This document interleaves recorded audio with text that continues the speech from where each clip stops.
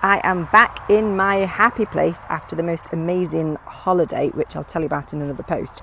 But yay, Mark hasn't killed stuff while I've been away. So there's a bit of weeding to do over the strawberries. The blackcurrants are coming along really nicely. Loads of lovely fruit developing on there.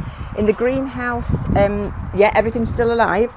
I do need to do a bit of watering because a lot of them, no one was down over the weekend. So some things are looking a little bit sad. So a lot of water needed there. But then on my courgettes, I am beginning to see little round bits developing. So hopefully they are going to be little round courgettes. Similar things appearing on my pumpkins, which is great. Those are the little dwarf beans that I planted to manage to get in just before I went away. Still no sign of much in the way of kale, but I've got some growing at home which I should bring in to replace.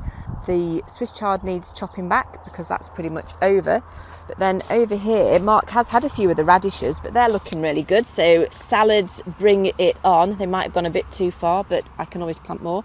The beetroot is looking lovely. I shall have some of those leaves with the salads. Potatoes in the middle. I think I've kind of made the decision to pull those up at some point just to get rid and clear the space for other stuff. But onions are fattening up from last year. Then the butternut squashes and courgettes in this plot haven't done a lot yet, but I think they're just establishing themselves, so they'll be okay.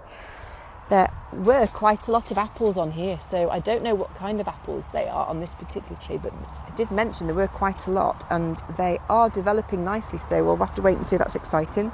And then the archway is looking good, although slightly lopsided because the sweet peas on the left are going absolutely bonkers.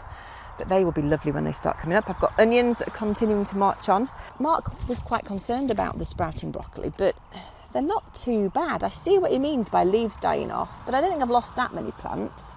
And there are some that look quite okay. The cabbages have survived, a couple have gone. Oh, the one with the... that's a shame. The one with the copper tape round, I thought that was going to be most successful. But then some of the onions and spring onions, they're all developing nicely as well. So, good news, people. I still have a plot to come back to. And it's all still looking promising. I've got a bit more weeding to catch up on, but it says only a tickle here and there. And then we'll be back on top of it all. So, happy days.